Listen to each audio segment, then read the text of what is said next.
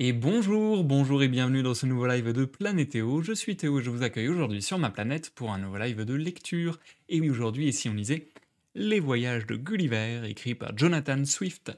C'est notre 12e live sur cette œuvre. Nous sommes toujours dans la 4e et dernière partie.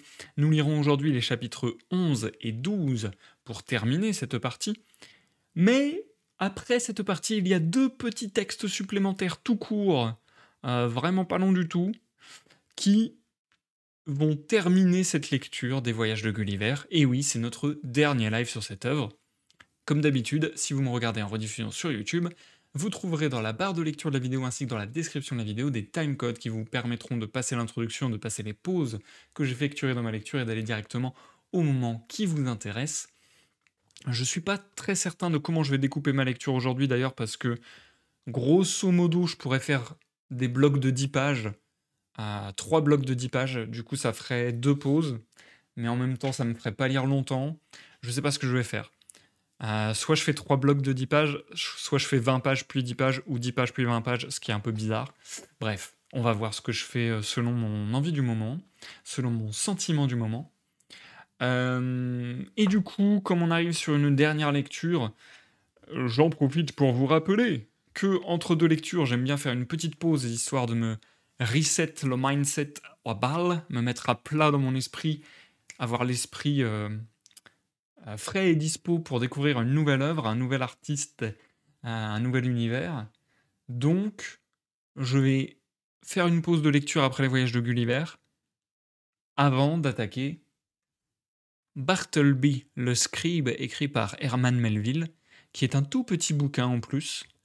J'avoue que les petits bouquins, je pense, ça a toujours été le cas plus ou moins avec les lives, mais je pense que c'est une denrée rare et que je cherche, puisque un live, enfin des lectures courtes sont quand même beaucoup plus digestes à faire en live pour moi. Donc j'aimerais vraiment, vraiment pouvoir faire ça bientôt. Euh, Avant d'enchaîner avec Bartleby le Scribe, petite pause durant laquelle je vais inclure un petit live gaming. Je pense que vraisemblablement la semaine prochaine, du coup, nous ferons un petit live gaming sur un jeu d'énigmes très rapide qui ne va prendre qu'une ou deux sessions maximum.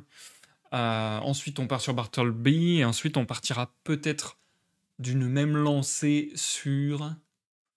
J'oublie à chaque fois le nom. Le Grand Maulne. Je sais pas encore exactement si ça va être le programme, mais j'ai l'impression que c'est ce qui se dessine à peu près. Comme ça, vous êtes au courant. Pour le moment, j'arrive toujours à faire un live par semaine. Vraiment, 2 lives par semaine, j'arrive pas, je sais pas, j'arrive pas à m'organiser pour faire ça. Donc voilà, je vais déjà essayer de conserver ce rythme minimum d'un live par semaine. Et puis si d'aventure j'avais le loisir d'en faire davantage, vous seriez tenu au courant de toute façon sur Discord, Facebook et Twitter. N'hésitez pas à m'y suivre. Merci à ceux qui ont follow la chaîne pendant que j'étais en off. Je vois notamment qu'il y a eu un nouveau follow de Joe02Bridge. Donc merci à toi, Joe. D'ailleurs, il faut que je prenne ma page d'événements. Comme ça, j'ai la liste des gens qui follow. Tukutukutukutum. Ça peut pas charger. Ça veut pas charger. Ça y est, c'est bon. Voilà. Donc merci Joe pour ton follow pendant que j'étais en off. Merci au retour que j'ai eu sur les vidéos YouTube. Ça fait vachement plaisir de savoir que certaines personnes suivent la lecture, presque, j'ai envie de dire, dans le même rythme que moi. Vraiment presque au rythme des sorties. Ça me fait plaisir. Merci à vous. Je vous souhaite à tous de passer un agréable. Waouh, un agréable. J'invente des mots incroyables. Un agréable moment en ma compagnie. Chantez à tous les amis. Il faut juste pas que je fourche des mots de cette façon pendant ma lecture. Là, c'est les mauvais auspices là. C'est les mauvais augures. Euh, Ça me fait très très peur pour la lecture le fait que j'ai fourché à ce point. Mais bon, je vais essayer de me concentrer, de me mettre dedans.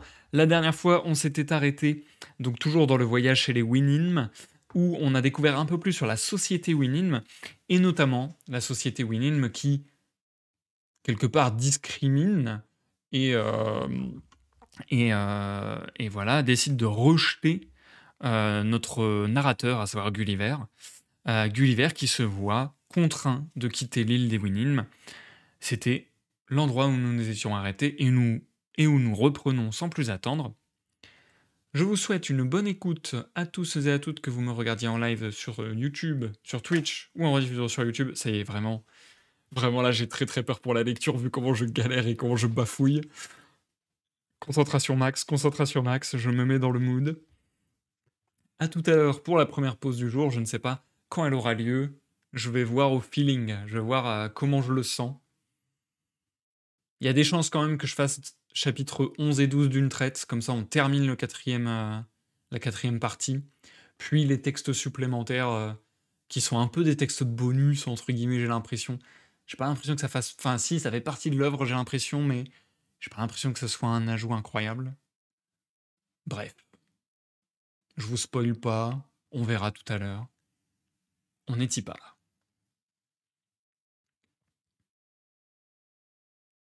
Chapitre 11.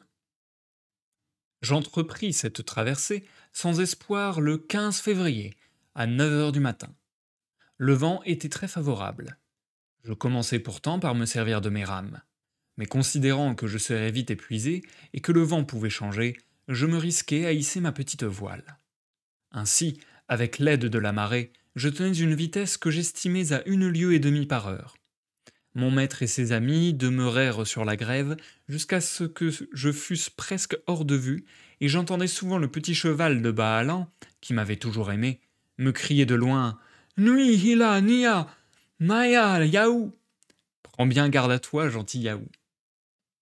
Mon intention était, si possible, de découvrir une petite île déserte, mais offrant assez de ressources pour que j'y vécusse de mon travail, ce qui eût été pour moi un plus grand bonheur que d'être Premier ministre dans la plus raffinée des cours d'Europe, tant l'idée de retourner vivre dans une société composée de Yaou et gouvernée par eux me paraissait horrible. Car dans la solitude telle que je la désirais, je pourrais au moins me complaire en mes souvenirs, et repenser avec délices aux vertus de ces inimitables Winim, sans m'exposer à m'enliser dans les vices et les dépravations propres à mon espèce. Le lecteur se rappelle peut-être ce que j'ai raconté de la mutinerie de mon équipage, qui m'avait enfermé dans ma cabine. J'y étais demeuré plusieurs semaines sans savoir quelle course suivait mon navire, et quand je fus conduit à terre, les marins m'avaient juré leur grand Dieu, à tort ou à raison, qu'ils ne savaient pas dans quelle partie du monde nous étions. Pourtant, j'estimais alors que nous nous trouvions à environ 10 degrés au sud du cap de Bonne-Espérance, soit à 45 degrés de latitude sud, à en juger par certains mots que j'avais pu saisir d'une de leurs conversations, et qui me donnaient à penser que j'étais au sud-est de Madagascar, où ils se dirigeaient. Et, bien qu'il n'y eût là que des conjectures, je résolus de faire route vers l'est, dans l'espoir d'atteindre la côte sud-ouest de la Nouvelle-Hollande, ou peut-être une île conforme à ce que je désirais, à l'ouest de cette terre. Le vent soufflait en plein de l'ouest, et vers 6 heures du soir, je calculai que j'avais parcouru au moins 18 lieues en direction de l'est. J'aperçus un petit îlot à 1/2 lieue de là, et je l'atteignis sans tarder. Ce n'était guère qu'un rocher, avec une seule crique en forme d'arche, creusée naturellement par la force des tempêtes. J'y mis ma pirogue à l'abri et, escaladant une partie du rocher, je découvris nettement une terre à l'est s'étendant du nord vers le sud. Je passai la nuit couché dans ma pirogue, et reprenant mon voyage le lendemain dès l'aube, j'arrivai en 6 heures à la pointe sud-est de la Nouvelle-Hollande, ce qui me confirma dans une opinion que j'avais depuis longtemps, à savoir que les cartes et documents situent ce pays au moins 3 degrés trop à l'est. Je communiquai cette idée, voilà déjà bien des années, à mon estimable ami monsieur Hermann Moll, en lui donnant mes arguments, mais il a préféré suivre d'autres auteurs. Je ne vis pas d'habitants à l'endroit où je débarquai, et comme j'étais sans armes, je n'avais pas l'intention de m'aventurer à l'intérieur du pays. Je trouvai quelques coquillages sur la plage, et les mangeai crus, n'osant pas faire de feu dans la crainte d'être découvert par un indigène. 3 jours durant, je ne me nourris que d'huîtres et de patelles pour épargner mes provisions, et j'eus la chance de trouver un ruisseau d'une eau excellente qui me réconforta beaucoup. Le 4e jour, au petit matin, je m'aventurai un peu trop loin, et j'aperçus 20 ou 30 indigènes sur une hauteur, à 500 yards de moi tout au plus. Ils étaient entièrement nus, hommes, femmes et enfants, autour d'un feu, je pense, puisqu'il y avait de la fumée. L'un d'eux me découvrit et me signala aux autres. 5 d'entre eux s'avancèrent alors vers moi, laissant femmes et enfants autour du feu. Je m'enfuis vers la côte de toute la vitesse de mes jambes, et sautant dans ma pirogue, je m'éloignai du bord. Mais les sauvages, voyant que je battais en retraite, s'étaient lancés à ma poursuite, et avant que je pusse être à une distance suffisante, ils me lancèrent une flèche qui me fit une profonde blessure sur la face intérieure du genou gauche. J'en garderai toute ma vie la cicatrice. Je craignais que la flèche ne fût empoisonnée, et m'étant mis, à force de rames, hors de l'atteinte de leur dard, la mer était calme, je parvins à sucer la plaie, à la penser tant bien que mal. Je ne savais quel parti prendre. Je n'osais pas retourner à mon point de débarquement, et me maintenais cap au nord. Je devais avancer à la rame, car le vent, bien que très modéré, était devenu contraire et soufflait du nord-est. J'étais en train de chercher un mouillage convenable quand j'aperçus en direction nord-nord-est une voile qui grandissait à chaque instant. Je me demandais si j'allais l'attendre ou non, mais en fin de compte, ce fut mon aversion pour la race Yahoo qui l'emporta, et virant de bord, je mis à la voile, sans cesser de ramer, direction plein sud. Je retournai à cette même crique où je m'étais embarqué le matin, préférant encore m'aventurer chez les sauvages que de vivre avec les Yahoo d'Europe. J'amenai ma pirogue le plus près possible de la côte et m'en fus me cacher derrière une pierre, au bord du petit ruisseau qui, je l'ai déjà dit, avait une eau excellente. Le bateau vint à moins d'une demi-lieue de cette crique, et envoya sa chaloupe chargée de récipients pour s'approvisionner en eau douce, car l'endroit paraissait être des plus connus. Mais je ne vis pas l'embarcation avant qu'elle ne fût tout près de la côte, et il était trop tard pour chercher une autre cachette. Les marins, en débarquant, aperçurent ma pirogue et l'examinèrent sous toutes ses coutures. Ils conclurent sans mal que son propriétaire ne pouvait être loin. 4 d'entre eux, bien armés, fouillèrent tous les recoins et tous les creux jusqu'à ce qu'ils m'eurent découvert, couché derrière ma pierre et la face contre le sol. Ils contemplèrent avec ébahissement mon accoutrement bizarre, ma veste faite en peau, mes chaussures à semelles de bois, mes bas de fourrure. Ils en conclurent pourtant que je n'étais pas un indigène du pays, puisque ceux-ci vont tout nus. Un des marins me dit en portugais de me relever, et me demanda qui j'étais. Je comprends très bien cette langue, et, me dressant sur mes pieds, je dis que j'étais un pauvre Yahoo condamné à l'exil par les Winim, mais je les priai de me laisser repartir. Ils s'étonnèrent de m'entendre répondre en leur langue, et virent bien à mon aspect que je devais être européen. Ils n'arrivaient pourtant pas à comprendre ce que j'entendais par Yahoo et Winim, et en même temps ils se mettaient à rire, à cause de mon étrange façon de parler, qui leur rappelait un hennissement de cheval. Je n'arrêtais pas de trembler, tant de peur que de dégoût. Je leur redemandai de me laisser partir et amorcer un mouvement pour me rapprocher de ma pirogue, mais ils mirent la main sur moi, réclamant que je leur dise de quel pays j'étais, d'où je venais, et me posant cent autres questions. Je leur dis que j'étais né en Angleterre, d'où je m'étais embarqué il y a environ 5 ans, et qu'alors nos 2 pays se trouvaient être en paix. J'espérais donc qu'ils ne me traiteraient pas en ennemi, puisque je ne leur voulais aucun mal et n'étais qu'un pauvre Yahoo, cherchant quelque lieu désert où passer le reste de sa misérable vie. Quand ils s'étaient mis à parler, j'avais eu l'impression d'assister au plus extraordinaire prodige de la nature, car cela me paraissait aussi monstrueux que d'entendre parler un chien ou une vache en Angleterre, ou bien un Yahoo chez les Winim. Ces braves Portugais s'étonnaient également de mes étranges vêtements et de ma bizarre façon d'articuler les mots, bien qu'ils me comprissent fort bien. Ils me parlèrent avec beaucoup d'humanité et me dirent que leur capitaine me ramènerait gratis à Lisbonne, d'où je pourrais rentrer dans mon pays. 2 des matelots allaient revenir à bord pour faire leur rapport au capitaine et recevoir ses ordres. En attendant, si je ne voulais pas faire le serment solennel de ne pas m'enfuir, on me garderait ligoté. Je jugeais préférable d'accepter leur proposition. Ils auraient tout voulu savoir de mon aventure, mais je leur donnais bien peu de satisfaction, et ils pensèrent que tous mes malheurs avaient affaibli ma raison. Au bout de 2 heures, la chaloupe qui avait transporté les récipients d'eau revint avec l'ordre du capitaine qu'on m'amenât à bord. Je leur demandai à genoux de me laisser libre, mais tout fut vain, et ces hommes, m'ayant lié de cordes, me hissèrent sur la chaloupe, d'où l'on me conduisit sur le navire, puis à la cabine du capitaine. Celui-ci s'appelait Pedro de Mendes. C'était un homme très courtois et très généreux. Il m'invita à lui parler un peu de moi, et me demanda ce que je voulais manger ou boire. Il voulait, ajouta-t-il, que je sois traité aussi bien que lui-même, et me dit tant de choses aimables que je fus tout surpris de voir un Yahoo aussi bien élevé. Je demeurai cependant triste et muet. Son odeur et celle de ses hommes me faisaient presque défaillir. Je réclamai enfin à manger les vivres que j'avais dans ma pirogue. Mais il me fit servir un poulet avec un excellent vin, puis m'envoya me coucher dans une cabine très propre. Je ne voulus pas me dévêtir et m'étendis sur le lit. Au bout d'une demi-heure, je sortis à pas de loup, pensant que l'équipage était en train de dîner. J'atteignis le bastingage et m'apprêtai à sauter dans la mer pour m'échapper coûte que coûte à la nage, plutôt que de rester au milieu des Yahoos. Mais un des matelots m'en empêcha, et le capitaine, averti, me fit enchaîner dans ma cabine. Après dîner, Don Pedro vint me trouver et me demanda la raison de mon acte de désespoir. Il m'assura n'avoir pas d'autre intention que de me rendre tous les services possibles, et parla de manière si émouvante que je consentis enfin à le traiter comme un animal doué de quelques raisons. Je lui racontai mon voyage dans les très grandes lignes. La mutinerie de mon propre équipage, le pays où l'on m'avait abandonné sur une côte, mes 5 ans de séjour là-bas.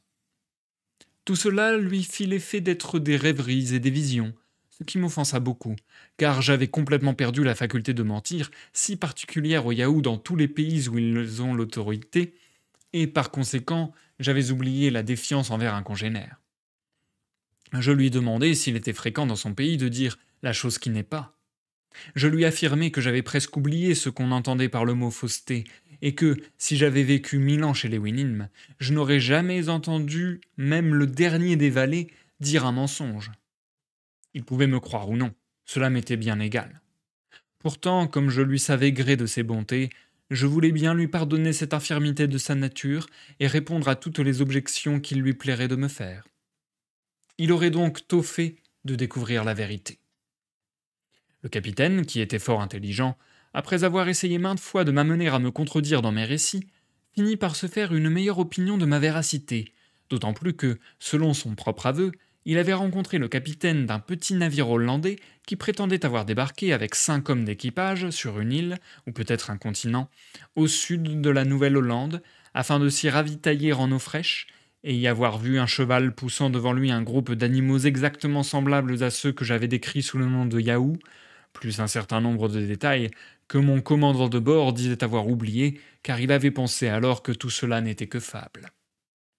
Mais il ajouta que, puisque je professais un attachement si inviolable à la bonne foi, je devais lui donner ma parole d'honneur de ne pas lui fausser compagnie, ni d'attenter à ma vie pendant toute la traversée, sinon il me garderait enchaîné jusqu'à Lisbonne. Je lui fis la promesse qu'il exigeait, mais en même temps, je lui affirmai que j'aimerais mieux endurer les pires souffrances que de retourner vivre chez les Yahoos. La traversée se fit sans incident notable. Par gratitude envers le capitaine, j'acceptai plusieurs fois son invitation pressante à venir à sa table, et je tâchai de dissimuler mon antipathie pour le genre humain, qui éclatait cependant souvent, mais qu'il avait l'obligeance de ne pas remarquer. Je passai pourtant la plus grande partie du jour enfermé volontairement dans ma cabine, pour n'avoir jamais à rencontrer un membre de l'équipage. Le capitaine m'avait souvent engagé à me défaire de mon costume de sauvage et s'offrait à me prêter le meilleur de ses complets. Mais je ne pus jamais m'y résigner, car l'idée d'avoir sur moi quelque chose qui avait couvert un Yahoo me remplissait d'horreur. Je lui ai demandé simplement de me prêter 2 chemises propres, et le fait qu'on les eût lavées depuis qu'il les avait portées me faisait penser qu'elles allaient moins me salir. Mais j'en changeais tous les 2 jours et les lavais moi-même. Nous arrivâmes à Lisbonne le 5 novembre 1715. Au moment de débarquer, le capitaine m'obligea à me couvrir de son manteau, sinon j'aurais fait s'attrouper la canaille. Il me fit conduire sous son propre toit, et sur mes instances, il me donna une chambre sur le jardin, au dernier étage de la maison. Je le conjurai de ne révéler à personne ce que je lui avais dit des Winim, car la moindre indiscrétion aurait suffi non seulement à faire venir les gens en foule, mais probablement aussi à me mettre en danger d'être jeté en prison ou brûlé par l'Inquisition. Le capitaine parvint à me faire accepter qu'on me fît un habit neuf, mais je n'aurais pu souffrir que le tailleur prît mes mesures. Pourtant, comme Don Pedro était à peu près de ma taille, ce qu'on me fit m'allèrent assez bien. Il me fournit aussi d'autres articles indispensables, tous absolument neufs, mais je l'ai laissé s'aérer 24 heures avant de m'en servir. Le capitaine n'était pas marié et n'avait pas plus de 3 domestiques, dont aucun ne fut admis à servir à notre table. Il se conduisait lui-même avec tant de gentillesse, jointe à tant de compréhension humaine, que j'en arrivai vraiment à supporter sa compagnie. Il fit tant que je me décidai à regarder par la fenêtre donnant sur le jardin. Puis, par degrés, je fus amené à une autre fenêtre, d'où je jetai un coup d'œil sur la rue, mais je retirai vite la tête avec épouvante. Au bout d'une semaine, il était parvenu à m'entraîner jusqu'à la porte. Je remarquai que ma terreur disparaissait peu à peu, mais ma haine et mon mépris ne faisaient que croître. Enfin, je m'enhardis à l'accompagner dans la rue, mais je gardai mon nez soigneusement bouché avec des plantes aromatiques ou bien du tabac. Au bout de 10 jours, Don Pedro, à qui j'avais parlé brièvement de ma situation de famille, me dit que mon honneur et ma conscience exigeaient mon retour dans mon pays natal. Ma place était chez moi, avec ma femme et mes enfants. Il ajouta qu'il y avait au port un navire anglais, prêt à appareiller, et qu'il me donnerait lui-même tout le nécessaire. Il est sans intérêt de répéter ses arguments et mes objections. Il m'assurait en tout cas que je ne trouverais nulle part cette île déserte dont je rêvais, mais que dans ma propre maison, dont j'étais le maître, je pourrais mener une vie aussi recluse qu'il me plairait. Je finis par céder, pensant qu'il n'y avait pas de meilleure solution.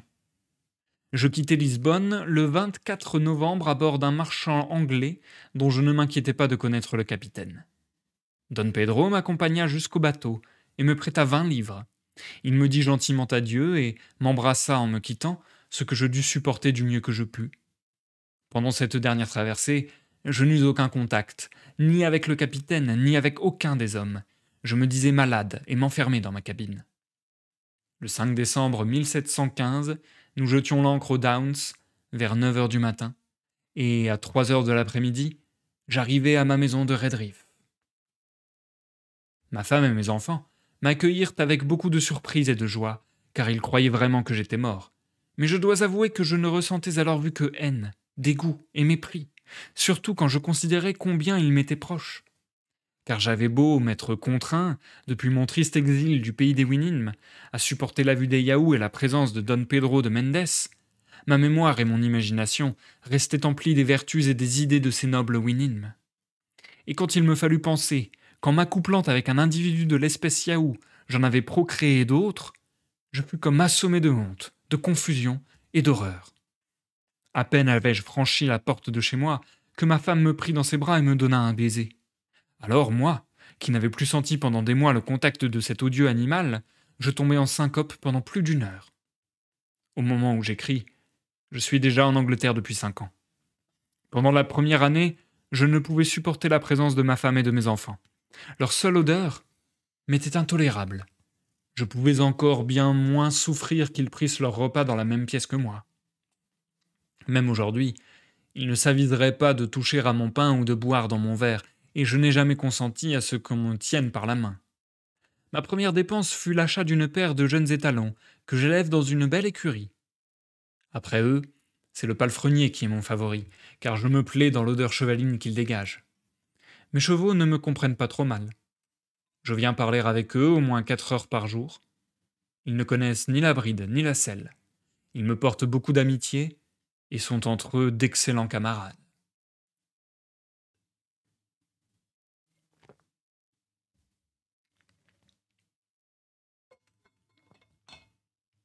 Chapitre 12. Je t'ai donc, ami lecteur, donné un récit fidèle des voyages que je fis pendant 16 ans et plus de 7 mois, et je me suis toujours plus soucié de vérité que de fioriture.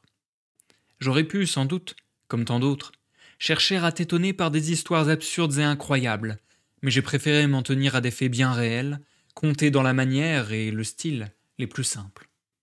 Car mon propos était surtout de t'informer, et non de te distraire.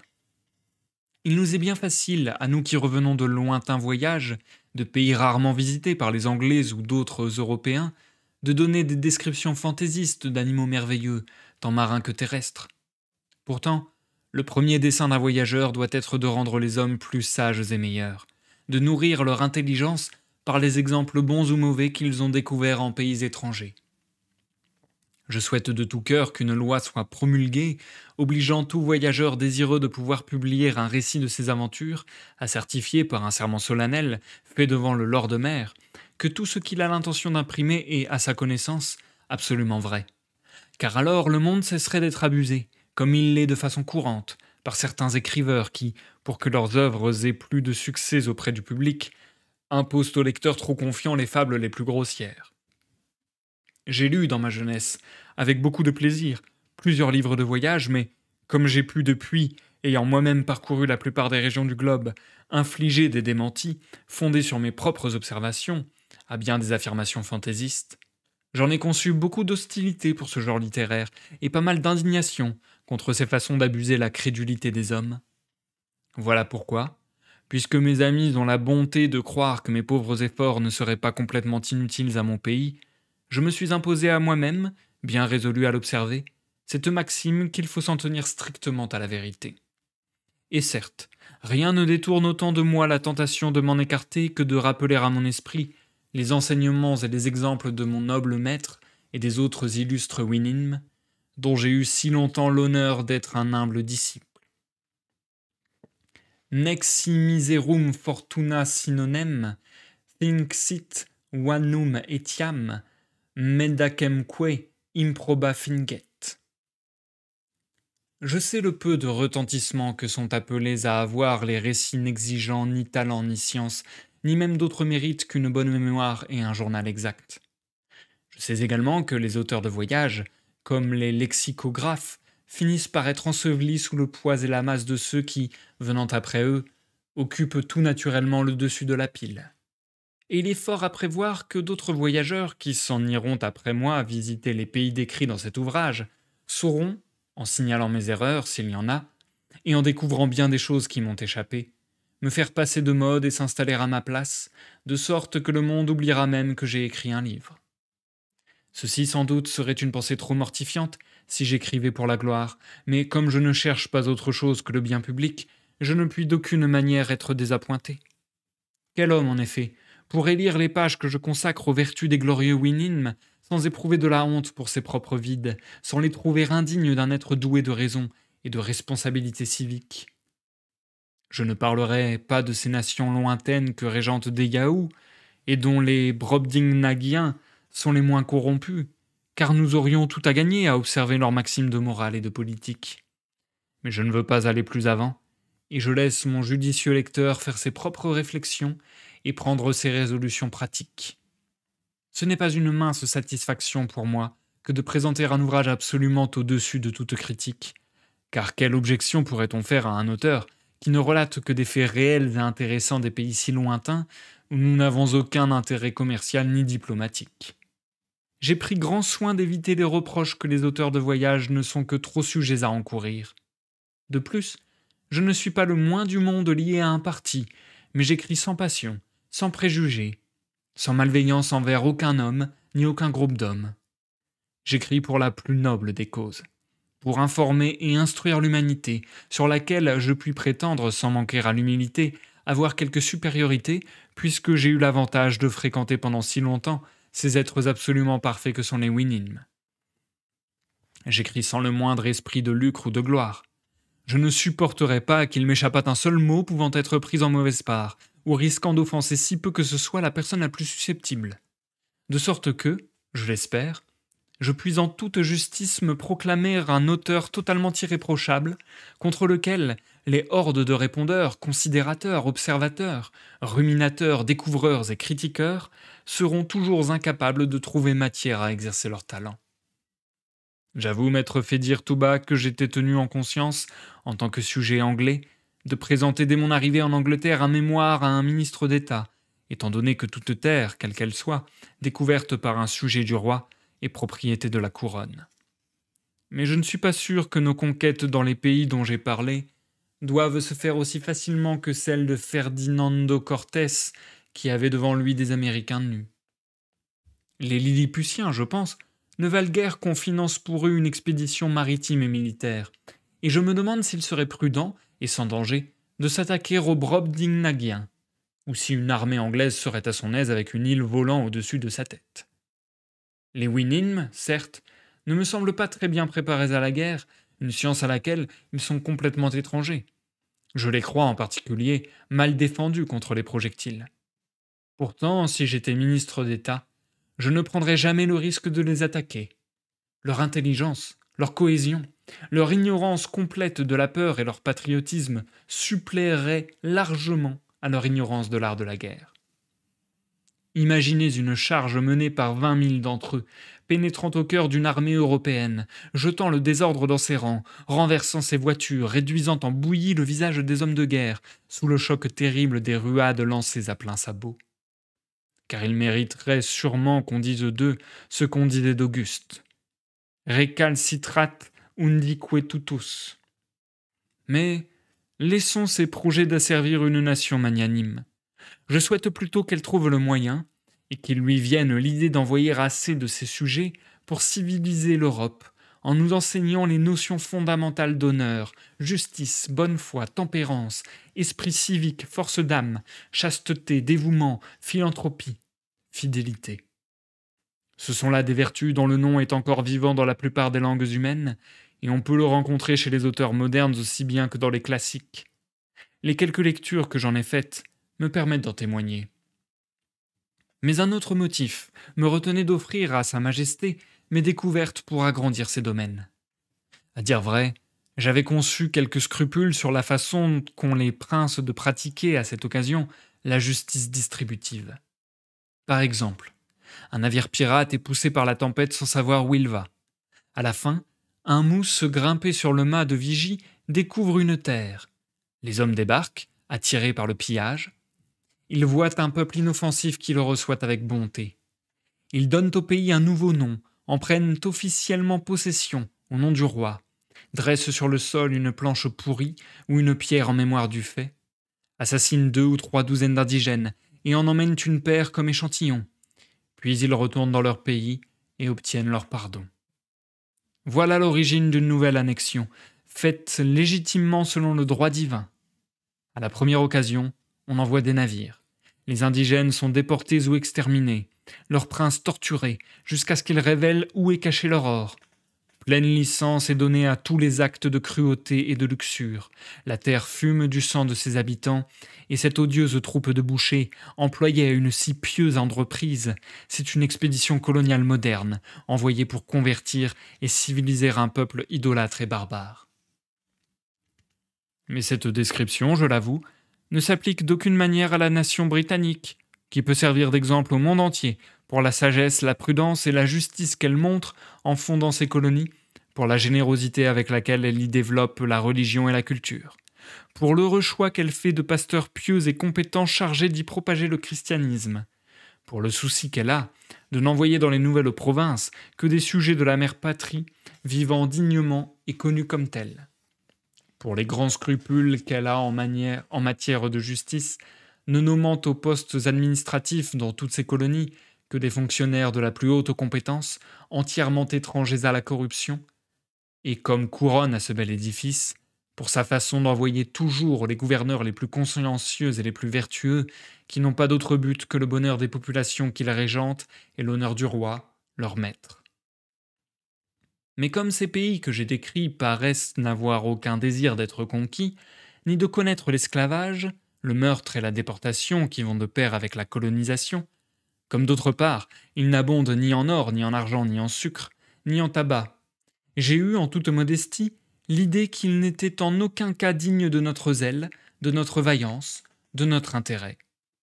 Pourtant, si les personnes compétentes en la matière jugent bon d'être d'un autre avis, je me déclare prêt à garantir dans les formes officielles et sur convocation que, dans la mesure où l'on peut se fier aux déclarations des indigènes, aucun Européen n'a jamais visité ces pays avant moi, à moins que l'on ne me cherche noise au sujet des 2 Yahoos légendaires qui auraient apparu, il y a bien 10 siècles, sur une montagne de la Winninmland, et dont certains pensent qu'ils ont fondé la race de ces animaux. Il n'est pas impossible d'ailleurs que ces fondateurs justement aient été des Anglais. Et j'ai eu l'occasion de le penser en examinant les linéaments du visage, encore qu'à peine reconnaissables de leur postérité. Mais jusqu'à quel point cette constatation peut servir de base à une revendication territoriale, je laisse aux spécialistes de droit colonial de le déterminer. Quant à une prise de possession officielle au nom de mon souverain, je n'ai jamais eu l'idée de la faire, et si je l'avais eue, étant donné ma situation particulière, j'aurais probablement, pour des raisons de prudence et de sécurité personnelle, décidé de renvoyer mon projet à une meilleure occasion. Ayant ainsi répondu aux seuls reproches que je pouvais encourir en tant que voyageur, je prends d'ici congé pour la dernière fois de mon aimable lecteur, et je retourne au plaisir de la méditation dans mon petit jardin de Redriff. À mes efforts pour mettre en pratique ces leçons de vertu que j'ai prises chez les Winim, et pour éduquer les Yahoo de ma maison dans les limites de l'éducabilité de cet animal, à la fréquente contemplation de mon personnage dans une glace, en vue de me rendre petit à petit supportable l'aspect d'une créature humaine, et enfin, à mes lamentations sur la nature des Winim de mon pays, qui ne sont que des bêtes, mais que je traite toujours avec respect, en souvenir de mon noble maître, de sa famille, de ses amis, de toute la race des Winim, à laquelle nos chevaux, malgré leur intelligence dégénérée, ont l'honneur de ressembler trait pour trait. La semaine dernière, j'ai pour la première fois permis à ma femme de dîner avec moi, assise à l'autre bout d'une longue table, et de répondre avec une extrême brièveté aux quelques questions que je lui posais. Pourtant, l'odeur des Yahoo continue à m'être très désagréable, et je garde en permanence le nez bouché avec des feuilles de rue, de lavande et de tabac. Et bien que ce soit dur pour un homme d'un certain âge de modifier ses habitudes, je ne suis pourtant pas sans garder quelque espoir qu'un jour, je pourrai supporter à mes côtés un de mes frères Yahoo, sans la crainte que m'inspirent encore ses dents et ses griffes. Ma réconciliation avec la race des Yahoo, dans son ensemble, présenterait moins de difficultés si ceux-ci se contentaient d'avoir les vices et de faire les folies à quoi ils sont destinés par nature. Je ne me sens nullement indisposé à la vue d'un homme de loi, d'un coupe-bourse, d'un colonel, d'un bouffon, d'un lord, d'un maître d'armes, d'un politicien, d'un souteneur, d'un médecin, d'un mouchard, d'un suborneur, d'un avocat, d'un traître, et de leurs consorts. Ils ne sont que des phénomènes normaux et dans l'ordre des choses. Mais c'est quand je vois ce magma de difformités et de malfaçons, tant morales que physiques, se combiner avec l'orgueil, que mon impatience éclate. Jamais je ne pourrais admettre qu'un tel animal et un tel vice arrivent à coexister. Les sages et vertueux Winim, qui avaient au plus haut degré toutes les perfections pouvant embellir une créature raisonnable, n'avaient pas un mot dans leur langue pour désigner ce vice. Ils n'avaient d'ailleurs aucun terme pour exprimer ce qui est mal, excepté ceux qui décrivaient les tares odieuses de leur Yahoo. Mais entre celles-ci, ils n'avaient pas su distinguer l'orgueil, en connaisseurs insuffisants de la nature humaine telle qu'elle se laisse voir dans les autres pays où cet animal est le maître. Mais moi, qui avais plus d'expérience, je sus bien le reconnaître chez les Yahoo non civilisés. Les Winim, eux, vivant sous le gouvernement de la raison, ne sont pas plus orgueilleux des heureuses qualités de leur nature que je ne saurais, moi, me vanter de n'avoir pas perdu un bras ou une jambe. Car aucun homme de bon sens ne saurait plastronner parce qu'il possède des membres, encore qu'il serait très malheureux d'en être privé. Si j'insiste quelque peu là-dessus, c'est à cause du désir où je suis de me rendre la société d'un Yahoo anglais quelque peu supportable. C'est pourquoi j'avertis tous ceux qui auraient quelque trace de ce vice absurde de ne pas avoir l'audace de paraître devant moi. Fin de la 4e partie. Fin de la partie voyage chez les Winim. Le résumé du chapitre 11 était le suivant. Une traversée périlleuse, l'auteur arrive en Nouvelle-Hollande espérant pouvoir s'y fixer. Il est blessé d'une flèche par les indigènes. Il est pris et embarqué de force sur un navire portugais. Extrême amabilité du capitaine. L'auteur arrive en Angleterre. Et résumé du chapitre 12.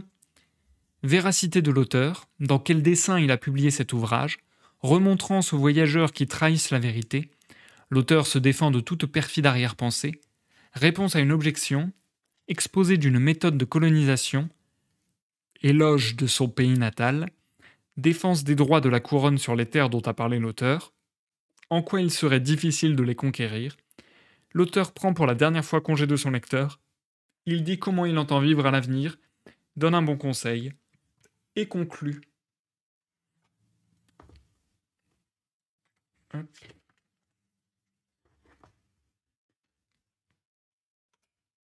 Nous marquons une courte pause, les amis. J'ai lu longtemps, en fait. Ouais, c'est vrai que là, 20 pages d'affilée. 20 pages d'affilée, ça commence à faire. Donc oui, j'ai lu un peu longtemps. Du coup, j'ai un peu le cerveau embrouillé, j'avoue, parce qu'il y a eu beaucoup d'informations là quand même. Je trouve que la fin est plutôt sympathique. J'aime bien le fait que... Alors, il y a deux choses. Le délire du paradis perdu, un petit peu, je trouve ça vachement intéressant. L'idée que le narrateur Gulliver, même 5 ans après, continue à avoir ce fantasme quelque part des Winim. Ça, je trouve ça très intéressant. Donc voilà, le paradis perdu et du coup, l'adaptation qu'il doit faire à sa société anglaise pour ne pas déchanter, pour ne pas prendre trop en haine et en mépris, même s'il n'y arrive pas, mais bon, la société des hommes.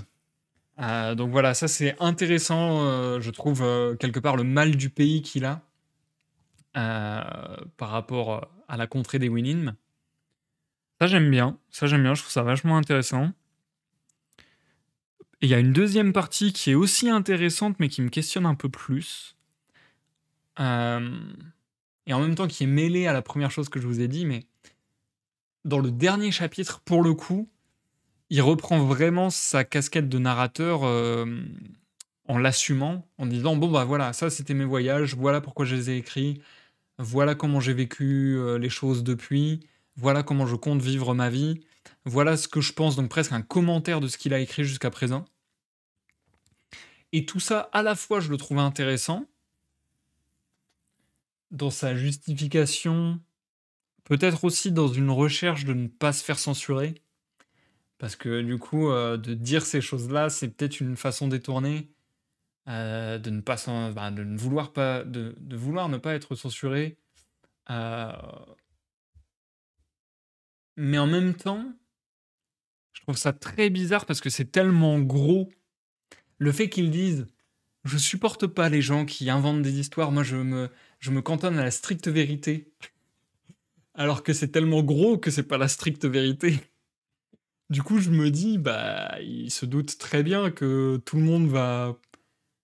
Comment dire? Moi, je trouve que ce passage-là, du coup, ça tend à faire interpréter au lecteur que il est en train de rire, quoi. Il est en train de se moquer un peu et, euh, et voilà, quand il dit, bah, mon but c'était pas d'amuser, c'était d'instruire, c'était d'être factuel, c'était de dire que la vérité.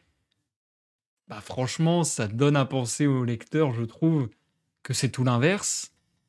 Et donc, si c'était son plan en quelque sorte pour ne pas être censuré, bah, je pense pas que son plan marche des masses, quoi.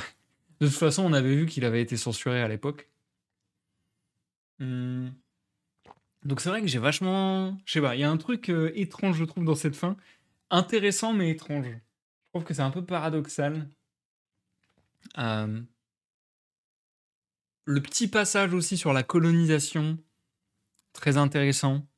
Parce que du coup, le fait qu'il parle de la colonisation comme quelque chose d'horrible, quelque chose qu'il ne souhaite pas aux populations qu'il a rencontrées dans ses voyages,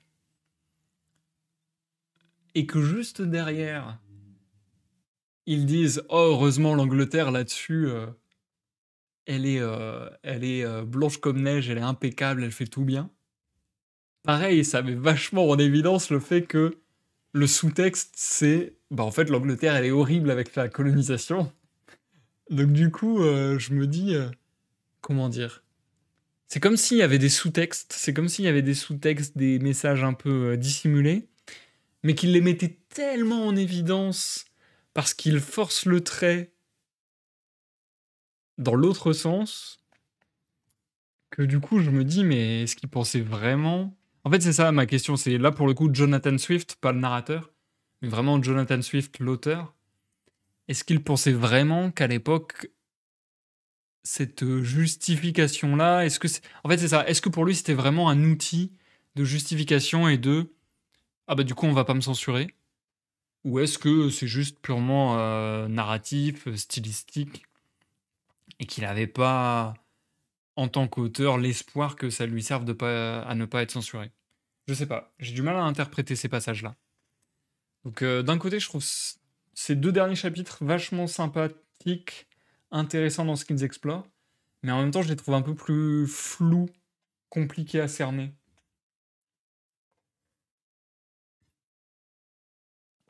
Et du coup, vous vous dites peut-être: «Bah, ça y est, là, c'est fini». Clairement, ce que je viens de vous lire, ça avait des allures, de fin. Ça avait même des doubles allures de fin. Le chapitre 11, ça faisait un peu la fin du récit et le chapitre 12, ça faisait un peu la conclusion, quoi. Ça faisait un peu, bon, bah, voilà, maintenant je vous ai tout raconté et pourtant, j'ai encore des choses à vous dire. Puisque, à la suite de cette œuvre, je sais pas si c'est dans l'œuvre de base, ça m'intrigue vachement ça. Je sais pas si c'est dans l'œuvre de base ou si c'est un ajout de cette édition, mais à la manière dont c'est organisé, ah bah oui, si, c'est bon, je sais. À la manière dont c'est organisé dans le sommaire, dans la table des matières, je pense que c'était dans l'œuvre originale.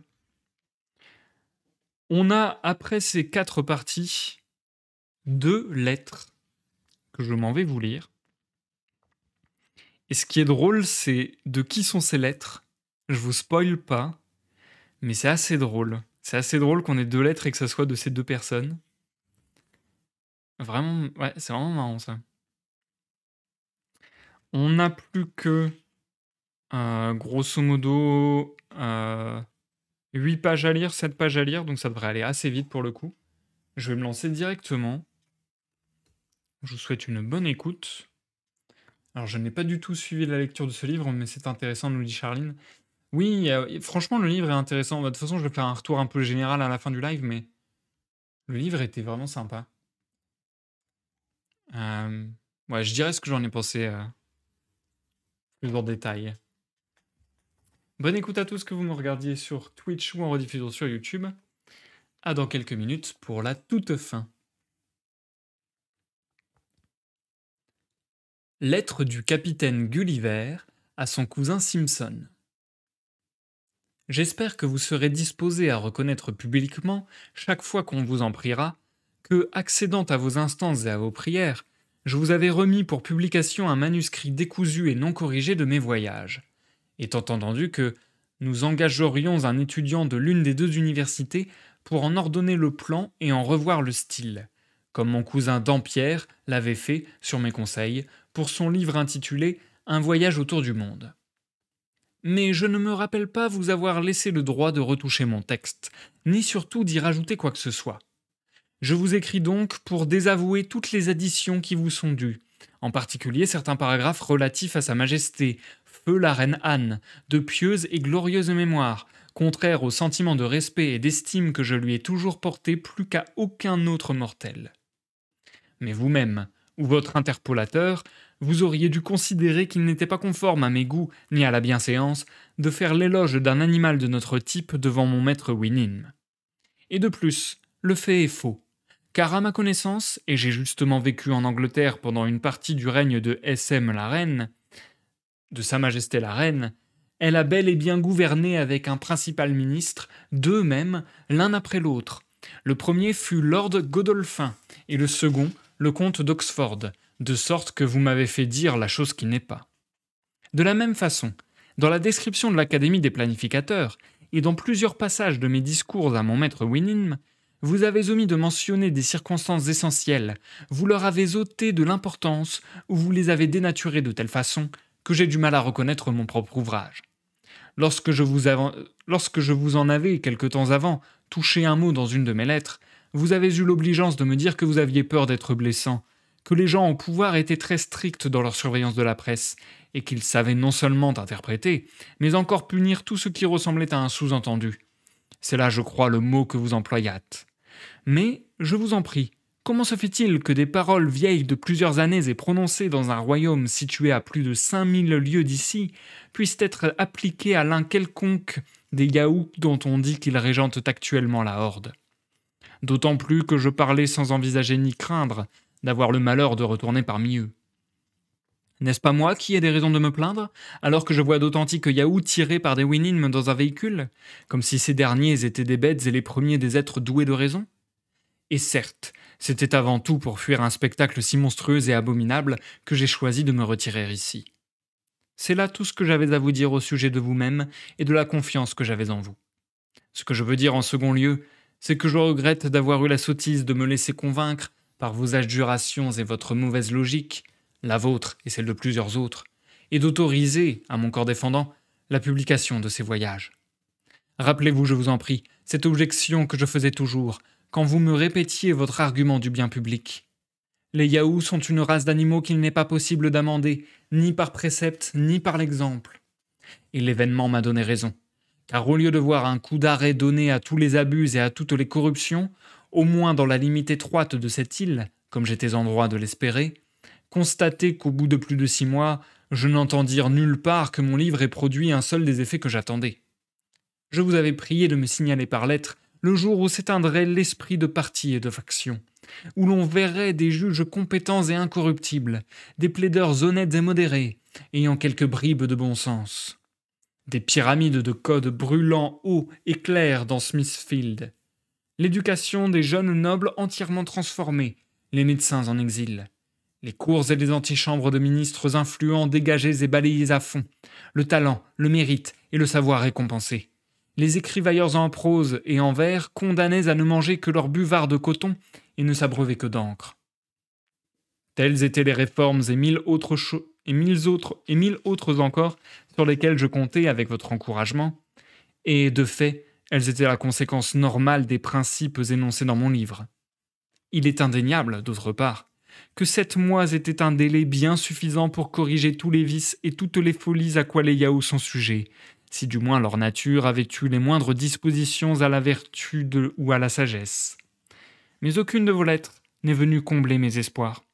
Bien au contraire, vous ne faites chaque semaine que charger votre courrier de libelles, clés, réflexions, mémoires, seconde partie, dans lesquelles je me vois accusé de nuire à la réputation d'importantes personnalités politiques, de salir la nature humaine, car ils osent encore lui donner ce nom, et d'insulter le sexe féminin. Je constate d'ailleurs que ces barbouilleurs de papier ne sont pas d'accord entre eux, car les uns refusent d'admettre que je sois l'auteur des voyages, et d'autres m'attribuent des livres que je n'ai pas le moins du monde écrits. Il s'avère également que votre imprimeur a été assez négligent pour confondre les années et pour se tromper dans les dates de mes différentes traversées et de mes retours. Il n'a jamais donné le vrai millésime, ni le vrai mois, ni même le jour du mois. Or, j'entends dire que le manuscrit original a été entièrement détruit depuis la publication de mon livre, et je n'en ai pas gardé la copie. Je n'en ai pas gardé de copie. Pourtant, je vous envoie certaines corrections que je vous prie d'insérer, s'il arrive qu'il se fasse une deuxième édition. Je ne puis pas d'ailleurs les garantir absolument, et je laisserai à l'intelligence du lecteur et à sa bonne foi le soin d'en tenir compte à son gré. On m'a signalé que certains Yahoos de mer ont trouvé des fautes dans mon vocabulaire maritime. Ils me reprochent d'user souvent de termes impropres ou qui ne s'emploient plus. Je n'y puis rien. Au cours de mes premières traversées dans ma jeunesse, j'ai été formé par des vétérans de la marine et j'ai appris à parler comme eux. Mais j'ai constaté depuis que les Yahoos de mer sont aussi entichés de néologismes que leurs congénères de terre ferme. Ceux-ci changent toutes les années de vocabulaire et ils poussent la manie si loin que je me rappelle avoir eu à chaque retour au pays de grandes difficultés pour comprendre les gens. Je remarque aussi, chaque fois qu'un Yahoo vient par curiosité me voir chez moi, en débarquant de Londres, que nous ne sommes ni l'un ni l'autre capables de nous exposer nos idées de façon intelligible. Si les reproches des Yahoos pouvaient m'affecter de quelque manière, j'aurais bien sujet de me plaindre que certains d'entre eux aient l'audace de penser que mon livre de voyage n'est qu'une fiction née de mon propre cerveau, et aillent même jusqu'à insinuer que les Winins et les Yahoos n'ont pas plus de réalité que les habitants d'Utopie. Je dois d'abord faire remarquer qu'en ce qui concerne les gens de Lilliput, de Brobdingnag, car telle est la vraie orthographe du mot, et non Brobdingnag. Ah pardon, du coup c'est de Brobdingrag, car telle est la vraie orthographe du mot, et non Brobdingnag, qui est une faute, et de la puta, je n'ai jamais entendu aucun Yahoo prétendre qu'il n'existasse point, ni que les faits mentionnés dans mon livre fussent mensongers, car la vérité éclate évidemment aux yeux du lecteur. Or, est-ce que l'histoire de mes Winim et de mes Yahoos paraît moins plausible à qui voit tant de milliers de ces derniers exister dans cette cité même et ne différer de leurs frères de Wininland que par leur façon d'émettre un baragouin et de ne pas aller nus? J'ai écrit pour les corriger, et non pour leur faire plaisir. Les louanges conjointes de tous leurs congénères ne m'auraient pas fait plus d'effet que le hennissement des 2 Winimes dégénérés que j'ai dans mon écurie. Car ceux-ci, tout dégénérés qu'ils sont, me paraissent encore capables de me donner des exemples de vertus entièrement purifiées de tout vice. Est-ce que ces misérables animaux vont oser croire que je suis tombé moi-même assez bas pour protester de ma véracité? Tout Yahoo que je suis, c'est un fait bien connu dans toute la Winninland que, grâce aux leçons et aux exemples de mon illustre maître, j'ai pu en l'espace de 2 ans, mais non sans mal, je l'avoue, me débarrasser de cette infernale habitude de mentir, louvoyer, tromper et user d'équivoques, qui est si enracinée dans l'âme de tous mes congénères, spécialement en Europe. J'aurai d'autres plaintes à vous adresser, à cette occasion fâcheuse, mais je ne veux ni prendre cette peine, ni vous ennuyer plus longtemps. Je dis en toute franchise que, depuis mon retour définitif, certaines dépravations de ma nature Yahoo ont reparu au contact de mes semblables, et en particulier à celui inévitable de ma famille. Sinon, je n'aurais jamais été assez absurde pour faire le projet de réformer la race Yahoo dans ce royaume. Mais j'en ai fini à jamais avec tous ces plans chimériques.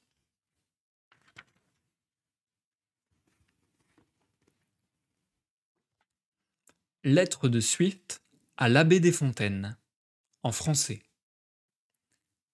Il y a plus d'1 mois que j'ai reçu votre lettre du 4 de juillet, monsieur, mais l'exemplaire de la seconde édition de votre ouvrage ne m'a pas été encore remis.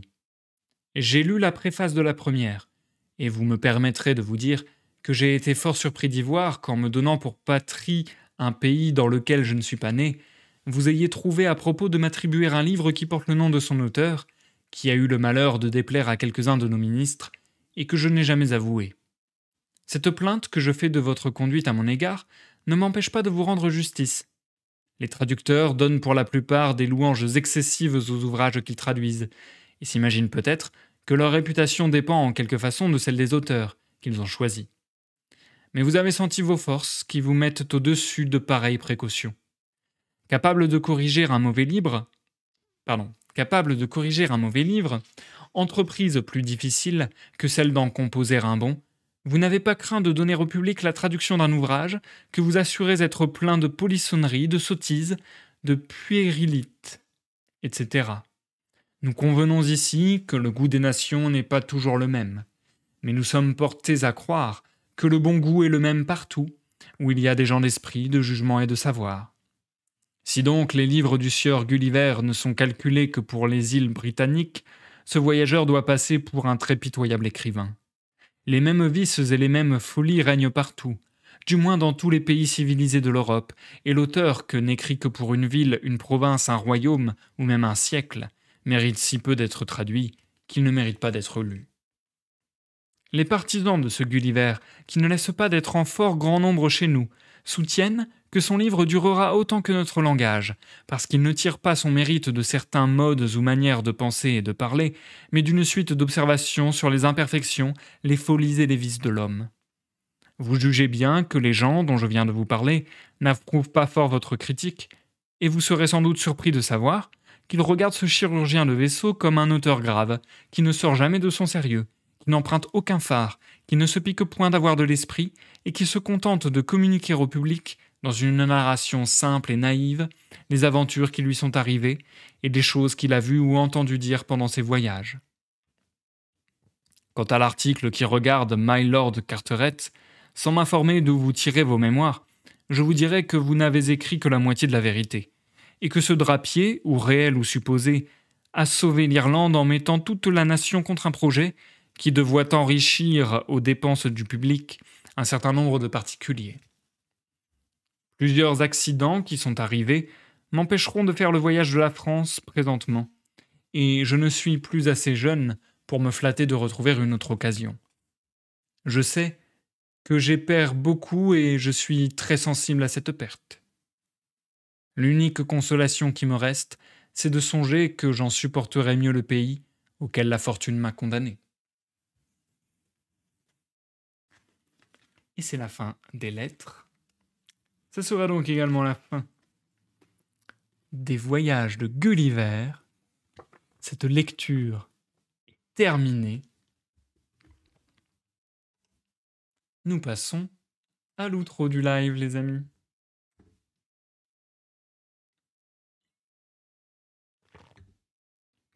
Trop cool. Trop cool, les 2 lettres, qu'on vient de lire en plus là. Trop cool parce que ça va loin, ça va très loin. On a 2 lettres, une lettre de Gulliver, le narrateur, qui se dit être l'auteur, et une lettre de Swift, l'auteur qui se dit ne pas être l'auteur. C'est vraiment intéressant. À la manière dont elles sont écrites, j'ai quand même l'impression que ça fait pas partie de l'œuvre originale et que ce sont des ajouts qui sont venus après la publication des Voyages de Gulliver. Peut-être après la première édition, par exemple. Je vais essayer de chercher des infos là-dessus vite fait. Est-ce qu'il y a moyen de le trouver? C'est ça le truc.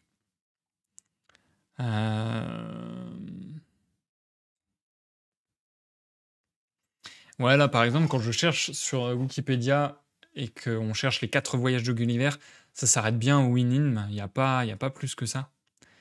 Donc en vrai, je pense bien que les lettres ont été ajoutées plus tard dans d'autres éditions. C'était quelque chose de très commun de revenir sur son œuvre via différentes éditions, que ce soit en apportant des corrections, en apportant des censures aussi potentiellement, ou bien d'en faire un commentaire, d'un peu le, comment dire ça, le défendre aussi quelque part parfois, euh, en donnant des lettres à certaines personnes influentes, etc. J'essaie de regarder si je trouve un peu davantage de ça, mais j'ai pas l'impression de trouver davantage que ça. Mmh, traitement des conte philosophique, ouais. Non, j'ai pas l'impression de trouver plus que ça. Mais pour le coup, donc comme je le disais, c'est quelque chose d'assez courant, qui se faisait. J'ai déjà vu souvent ça, perso. Par contre, j'ai jamais vu ça à ce point-là. Genre, j'ai jamais vu. Ça doit exister parce que je pense que oui, d'autres ont dû avoir l'idée et puis voilà. Et puis souvent, quand une personne faisait une chose, d'autres allaient le copier de toute façon, surtout s'il y avait danger. Parce qu'à l'époque, c'est ça aussi, c'est qu'à l'époque, il y avait potentiellement réel danger, quoi. Il y avait danger de censure, mais danger de condamnation, de plein de trucs. Donc j'imagine que ça a dû exister, mais j'avais jamais vu le fait de d'écrire une lettre pour défendre son œuvre en continuant à garder le rôle du narrateur. Ça, je trouve ça trop marrant. Le fait que Gulliver, quelque part, soit le narrateur des voyages de Gulliver, mais aussi le narrateur de la lettre de Gulliver. Vraiment, il a continué à lui donner une existence propre. Et ça, je trouve ça trop intéressant. Et en plus, dans sa lettre, d'autant plus intéressant, le fait que lui-même désavoue quelque part l'édition de son livre, ça laisse vachement imaginer plein de choses en fait. Imaginer peut-être le scandale qu'il y a eu à l'époque, peut-être les dissensions qu'il y a eu entre Jonathan Swift et son éditeur. Euh, Enfin, c'est vraiment ultra intéressant. On sent que du coup, dans cette lettre avec pas mal de malice, euh, il va, ouais, quelque part défendre son œuvre et un peu conspuer ceux qui ont dénaturé son œuvre. Donc, très intéressant. Alors après, encore une fois, hein, à prendre avec des pincettes tout ce que je dis, parce que comme j'ai pas trouvé d'infos supplémentaires, c'était mon interprétation, mais je trouve ça ultra intéressant. Et du coup, d'avoir finalement la lettre de Jonathan Swift, mais qui dit non, c'est pas moi, je trouve ça trop fort. Je trouve ça trop fort. Qu'ils disent non, non, c'est pas moi, c'est un certain Gulliver qui a écrit les voyages. Je trouve ça trop fort, trop intéressant.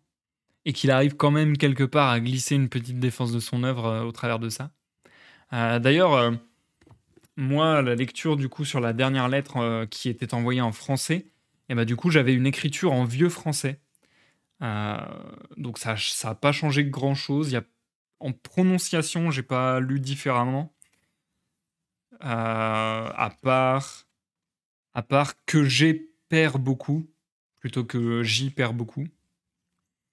Hem, mais ouais, c'est intéressant aussi de lire du vieux français, j'aime bien. Bref. Non, franchement, voilà, maintenant qu'on est arrivé à la fin de cette œuvre, franchement, je suis content de l'avoir lu parce que c'est quand même un gros classique. C'est quand même un gros, gros classique, notamment de langue anglaise et de culture anglaise, j'ai envie de dire. Donc c'est quand même un gros, gros classique, je suis content de l'avoir lu. Ça va pas du tout, mais alors du tout rentrer dans mes œuvres favorites. Pourtant, c'est assez proche de choses qui peuvent vraiment beaucoup, beaucoup me plaire. Mais là, ça va pas rentrer dans mes œuvres favorites, personnellement. Ça va juste être une œuvre que j'ai quand même bien appréciée. J'ai bien apprécié la découvrir et j'ai bien apprécié globalement l'œuvre. Je pense que ça va être dans mon, je sais pas moi, top 50, j'en sais rien. Je dis n'importe quoi parce que j'ai du mal à évaluer tous les livres que j'ai appréciés, mais par exemple, dans les catégorisations que je faisais à l'époque où je faisais des classements de bouquins, je le mettrais pas dans génial. Je le mettrais peut-être en très bon, peut-être en sympa. Peut-être ouais, peut-être bas du tableau des très bons et haut du tableau des sympas, quelque chose comme ça. Quelque chose comme ça, à mes yeux, à mon goût. Donc n'hésitez pas à me dire vous ce que vous en aurez pensé. J'ai déjà eu quelques retours sur d'anciennes vidéos YouTube, donc je vois un peu certains commentaires, certaines personnes ce qu'ils en ont pensé, mais n'hésitez pas à vous exprimer dans les commentaires de la vidéo YouTube, n'hésitez pas à laisser un like ou un dislike sur votre appréciation de la vidéo, n'hésitez pas à vous abonner à la chaîne et tutti quanti. On part bientôt vers de nouvelles aventures.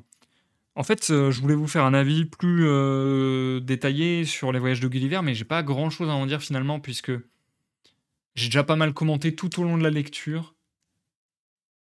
Voilà, ce qui fait peut-être que c'est pas génial pour moi. Voilà, voilà, je vais peut-être essayer de donner mon avis de cette manière-là. Ce qui fait que c'est très cool, mais pas incroyable, c'est que quand même, c'est une forme relativement vue et revue. Alors peut-être popularisée par les voyages de Gulliver à la base, ça c'est possible. Mais en tout cas, une forme vue et revue. Et une forme, ouais, une forme qui a tendance à se répéter pas mal. Une forme qui a tendance à se répéter un peu trop à mon goût d'un voyage sur l'autre. Il y avait vraiment toujours le même système, ce qui peut être très bien pour entrer dans une histoire et pour rester captivé, parce que quelque part, ça rend l'œuvre accessible. Mais là, je trouvais que c'était un chouïa trop répétitif et que du coup, ça devenait plus ennuyant par moments sur des petits passages euh, que, euh, que ça me rendait accessible le tout. Voilà. C'était un peu ça plutôt mon gros point négatif, on va dire, sur les voyages de Gulliver. Et donc, comme je le disais, la prochaine lecture sera Bartleby le Scribe, écrit par Herman Melville. Euh, Ça va être génial, j'ai l'impression. Après, faut pas que je surhype le truc, même pour moi, parce que si je me surhype le truc et que finalement j'apprécie moins, je vais être deg. Euh, on est sur du... Je suis en train de vérifier. On est sur du 70 pages, a priori. 79... Ouais, c'est ça, c'est 70 pages. 70 pages, donc ça devrait se lire assez rapidement pour le coup. Je vous avoue que j'aimerais à l'avenir éviter des bouquins aussi longs que Les Voyages de Gulliver. Faire des lives sur 12, enfin faire des œuvres sur 12 lives, c'est vraiment une grosse limite maintenant que j'ai, je pense. Je pense que faire plus que ça, c'est pas possible pour moi maintenant. C'est plus possible. À l'époque où j'avais la fougue, c'était possible. Maintenant, j'ai plus la fougue. Faudrait que je fasse des lives longs, il faudrait que je fasse des lives régulièrement. Et ça, c'est un autre problème de mon nouveau setup, on va dire, de ma nouvelle vie. C'est que pour le coup, faire des lives régulièrement, c'est beaucoup plus problématique, beaucoup plus compliqué. Faire 2 lives par semaine, c'est plus difficile. Et du coup, faire des œuvres longues, je pense que ça va devenir encore plus encore plus un challenge pour moi pour pas que je me lasse. Parce que quand je lis seul, forcément, je lis plus vite, donc j'ai moins l'occasion de me lasser. Quand je lis en live, ça prend plus de temps. Si en plus c'est seulement un live par semaine, ça va prendre encore plus de temps. Et du coup, c'est vrai que des lectures longues, ça devient un peu fastidieux. Là, les voyages de Gulliver, je vous avoue que j'étais content qu'on arrive à la fin. Euh, je commençais à avoir du mal à raccrocher les wagons toutes les semaines, à retrouver l'envie de lire la suite. Ça devenait un peu difficile. Alors que j'ai apprécié l'œuvre. C'est ça qui est con. C'est vraiment juste avec le format des lives, quoi. Donc les voyages de Gulliver, c'était 400 pages. J'aimerais bien, dans l'idéal, mais ça a toujours été le cas, hein, mais d'autant plus aujourd'hui, j'aimerais bien, dans l'idéal, ne pas faire d'œuvre plus longue que 300 pages. Je trouve 300 pages, c'est une bonne moyenne. Et même dans ma vie privée, d'ailleurs, même hors live, je trouve que 300 pages pour un livre, c'est bien. Je trouve qu'entre 250 et 350, c'est ce que je préfère lire en général. Donc là, Bartleby le Scribe, 70 pages, on le lira certainement en 2 lives, je pense. 2 ou 3 maximum. Ça devrait le faire. Et puis ensuite, on enchaînera également avec Le Grand Maulne, écrit par Alain Fournier. Et là, pareil, on sera sur 2 ou 3 lives, je pense. Je crois qu'on est un peu plus long que Bartleby. Un chouïa plus peut-être. Mais voilà, ça sera dans ce même ordre d'idées. Donc je prends toujours des suggestions de lecture, n'hésitez pas. Et si vous pouvez en plus prendre le critère d'une longueur maximum de 300 pages, ça peut être trop bien. Voilà, voilà. Mais surtout, on se retrouve, je pense, la semaine prochaine, parce que cette semaine, je pense pas que j'aurai le time. Et là, je suis en train d'ouvrir quelque chose pour pouvoir vous tenir au courant, alors attendez. On se retrouve la semaine prochaine pour Boxes Lost Fragment. Alors, attendez. C'est quoi le titre entier? C'est ça? C'est ça. Boxes Lost Fragments. Bref. On se retrouve pour ça. Ça sera donc un jeu de gaming, un jeu d'énigmes un peu à l'ancienne, un peu à la The Witness. Pour ceux qui étaient là lorsque je faisais des lives il y a longtemps sur The Witness. Et ça devrait nous prendre 1 ou 2 lives, je pense pas que la durée de vie soit folichonne. Mais comme ça nous fait une transition avant la prochaine lecture. Bref, je commence à tourner en rond, je commence à me répéter. Je m'arrête là. Merci Charline d'être passée. Merci à tous au nombre du chat et à ceux qui me regardent en rediffusion sur YouTube. Je vous dis à tout vite pour de nouvelles aventures. Et je vous souhaite une bonne fin de semaine. Bon samedi dimanche à tous. Et à tout vite. Je déteste quand je fais ça. Je déteste quand je me répète à l'infini. Du coup, j'arrête. Ah, ça y est, c'est fini. Bye bye.